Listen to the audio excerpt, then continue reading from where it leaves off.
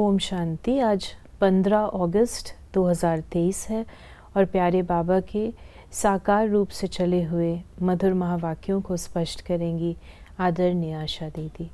ओम शांति दीदी।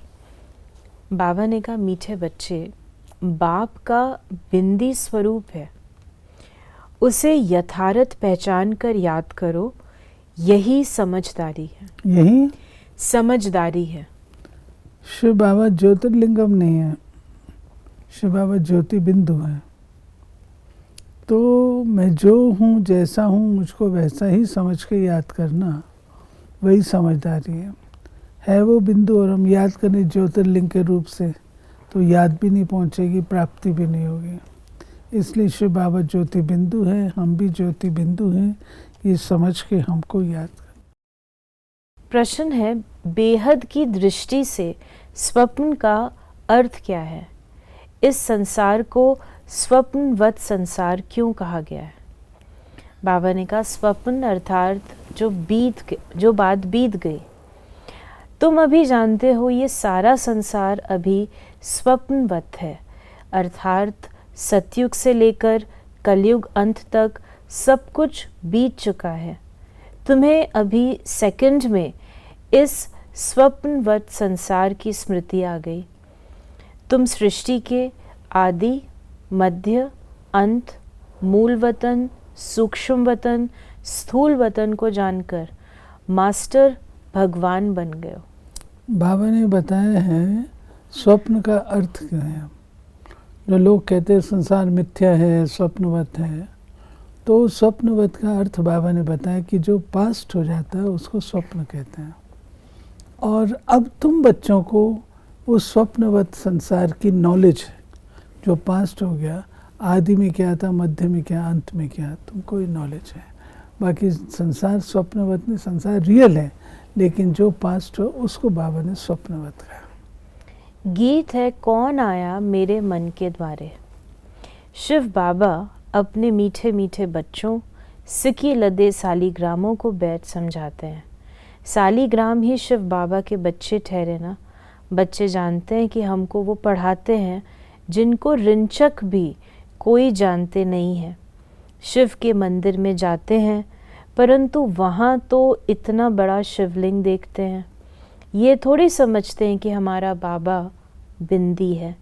जो बच्चे शिव बाबा को इतना बड़ा समझ याद करते हैं, वो करते होंगे, वो भी भोले हैं, क्योंकि वो भी रॉन्ग है। बाप समझाते हैं, मैं बिंदी हूँ। अब बिंदी को कोई क्या समझ सके। फिर बाबा ने कहा, बच्चे पूछते हैं किसको ध्यान में रखें। बाबा अपना परिचय स्वयं देते हैं, और ये परिचय श्रीमद् भगवत गीता में भी दिया है कि मैं कौन हूँ। मैं एक बिंदी हूँ, जो हूँ, जैसा हूँ, जितना हूँ, मुझको वैसा समझ के याद करो। बच्चे पूछते हैं किसको ध्यान में रखें। इन बातों को तो समझदार ही समझ सकें, नहीं तो वो शिव का लिंग याद आ जाता है। श्री कृष्ण तो अच्छी रीति बुद्धि में बैठ सकता है, ये तो बिंदी है। गीत में भी कहते हैं, याद करो तो याद न आए, फिर वो सूरत कैसी है। ये भी वंडरफुल है, इतनी छोटी बिंदी ज्ञान डांस करते हैं। कहा जाता है ये स्वप्नों का संसार है, सपनों का संसार है। बीती हुई बात को स्वप्न कहा जाता है। स्वप्नवत संसार जो बीत गया है, वो तुम्हारी बुद्धि में आता है। बाबा ने कहा कि बाबा भी कहते हैं, आदि मध्य अंत का मेरे पास ज्ञान है, इसलिए ही मुझे ज्ञान का सागर, नॉलेजफुल, जानी जाननहार कहते हैं। जानते हैं हर एक की अवस्था ऐसी ही रहेगी। एक एक की अवस्था को हम क्या बैठ जानेंगे। जो अवस्था कल्प पहले थी, उस अवस्था में है, सो तो तुम भी जानते हो। पुरुषार्थ कराने के लिए कहते हैं, अच्छी रीति पुरुषार्थ करो। फिर बाबा ने कहा अभी तुमको स्वदर्शन चक्रधारी बनना है। तुम जानते हो ये पास्ट हो गया है। ऐसे देवताएं राज्य करते थे, फिर आकर राज्य करेंगे। पास्ट, प्रेजेंट, फ्यूचर ये याद करते रहेंगे।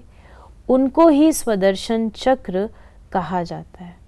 शिवलिंग को याद करने में तो हिरे हुए हैं, तो समझते हैं कि बाबा ज्योतिर्लिंगम है। बिंदी कहें तो मूंछ पड़े।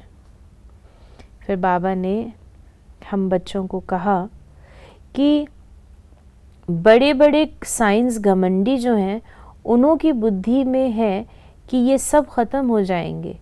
एक दो को कह देते हैं तुम इंटरफेयर न करो, नहीं तो सब ख़त्म हो जाएंगे। अमेरिका अपने को बलवान समझता है, तो ज़रूर सेकंड नंबर में भी कोई होगा जो सामना करेगा।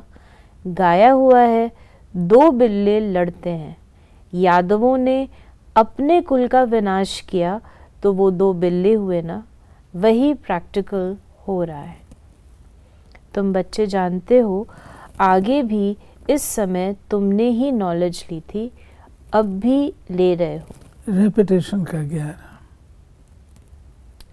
तो बाबा ने कहा शिव को कहा जाता है, शिव कहा जाता है बिंदी को। आत्मा में भी सारा पाठ है, तुम्हारा है ऑल राउंड पाठ, सतयुग से लेकर कलयुग तक। सतयुग त्रेता में तुम जब सुख भोगते हो तो उस समय बाप का कोई पाठ नहीं। बाप कहते हैं मेरे से भी तुम्हारा जास्ती पाठ है। तुम सुख में रहते हो, मैं निर्वाण धाम में रहता हूँ। फिर बाबा ने कहा कि भारत ही अविनाशी खंड गाया जाता है। भारत है शिव बाबा की जन्मभूमि। जन्मभूमि पर ही मनुष्य कुर्बान होते हैं। कांग्रेसियों ने भी देखो कितना माथा मारा जन्मभूमि के लिए, फॉरेनर्स को बाहर निकाल दिया। ये जन्मभूमि स्वर्ग थी, फिर 5 विकारों रूपी माया ने आकर हप किया। बाबा ने कहा कि हम कंगाल कैसे बने?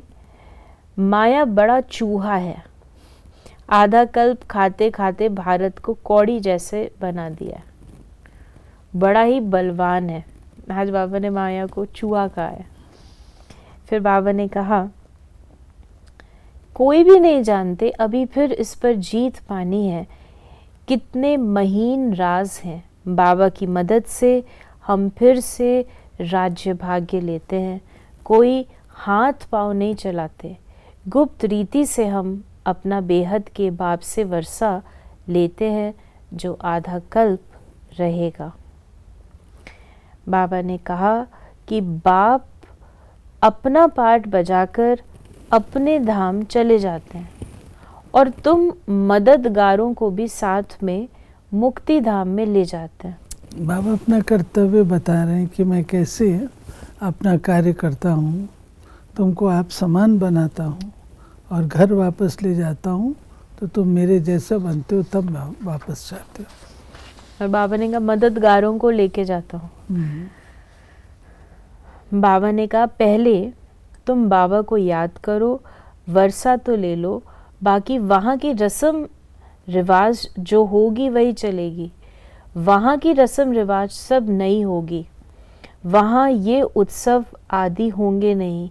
यहाँ गमी रहती है, उदासी, फिर शादमाना मनाते हैं। वहाँ तो नित्य ही शादमाना है, उत्सव है।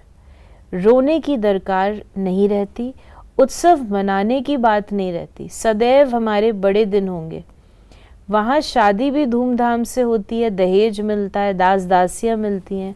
बाकी त्योहार आदि की दरकार नहीं रहती।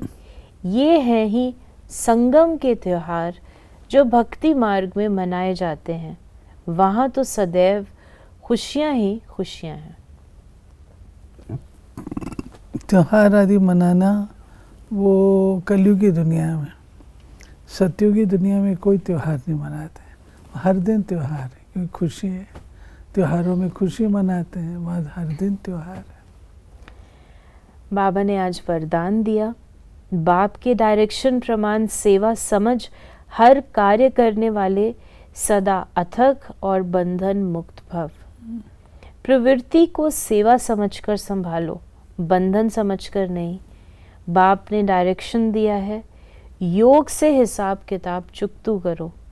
ये तो मालूम है कि वो बंधन है, लेकिन घड़ी घड़ी कहने व सोचने से और भी कड़ा बंधन हो जाता है, और अंत घड़ी में अगर बंधन ही याद रहा तो गर्भ जेल में जाना पड़ेगा। इसलिए कभी भी अपने से तंग नहीं हो, फंसो भी नहीं और मजबूर भी ना हो। खेल खेल में हर कार्य करते चलो तो अथक भी रहेंगे और बंधन मुक्त भी बनते जाएंगे। ठीक है। और स्लोगन है, भ्रिकुटी की कुटिया में बैठकर तपस्वी मूर्त होकर रहो, यही अंतर्मुक्ता है। भ्रिकुटी की कुटिया में बैठकर तपस्वी मूर्त होकर रहो, यही अंतर्मुक्ता है। तो ये थे बाबा के आज के मधुर महावाक्यों का स्पष्टीकरण। यदि आपके मन में कोई प्रश्न है तो आप उसे मैसेज कर सकते हैं 8826599309 पर। ओम शांति।